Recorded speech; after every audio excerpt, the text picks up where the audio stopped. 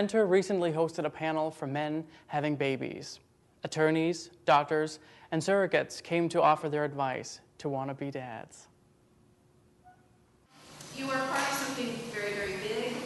I think it's a very common experience for those of us pursuing parenthood to sort of be in that single adult, childless world for a long time, and we begin to hear a little bit of the drumbeat that says we can do this. We start to explore it, we get more information, we have a child, and the next thing you know, we're on the other side of that looking glass. And you'll discover an entirely new world in your community that is the world of parents and children. So I look forward to welcoming you.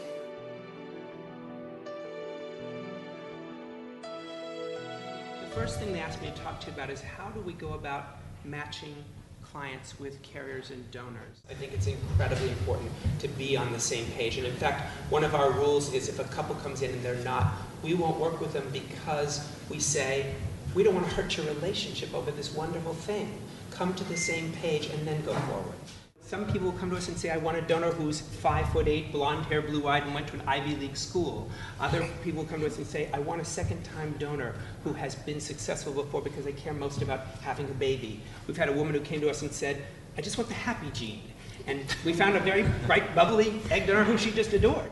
As far as the timeline, generally speaking, we find that it's about 15 to 18 months from soup to nuts, from the time you walk in the door of our offices to the time a baby is born. You're probably talking about real close to $100,000 when all is said and done.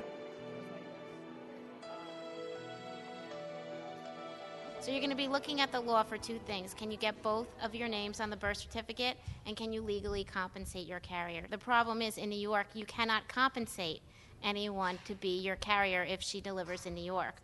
So you're going to want to make sure that your carrier is a good match, because the contract is a very useful legal tool, and there are certain aspects of it which will definitely be enforceable. Most people fear that the carrier is going to try to keep the baby, but the carrier's biggest fear is that you're not going to take the baby. Most of the issues that come up in the contract are relationship issues. My carrier's not taking her vitamins. I found out she got a speeding ticket. She's taking too long to call me back. She's eating, you know.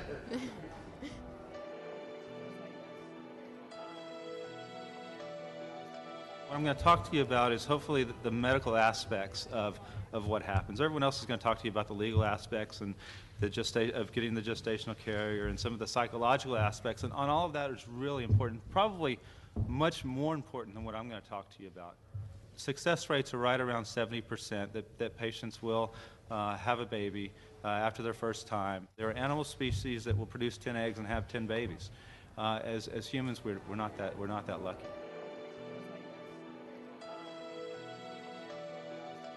I wanted to talk to you today about the psychological aspects involved in surrogacy. One of the take-home messages I'd like you to get is that you're not going to be prepared for the power of this relationship in your lives. People who are gestational carriers typically are not doing it for the money.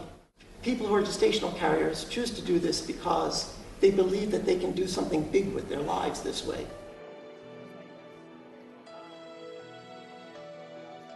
What motivates a woman to become surrogate or an egg donor? And I am one of those crazy people that likes to be pregnant. I don't know why, but I do. You cannot expect that you're going to be able to tell this woman what she can and cannot do the entire time she's pregnant. You got to give her some kind of leeway. It is her body. You just have to make sure you're with the right people. My partner AJ and I had twins through a gestational arrangement with Dustin, and John actually we worked with through Surrogacy for the initial part of our arrangement, and then Melissa helped us out with the second parent adoption. I think if you pick the right people and you take the time to know them, you can have a really easy and open, comfortable relationship if anyone wants to meet the rest of the family. I have boy-girl twins, Katie and Connor, and they're almost 17 months old, sorry.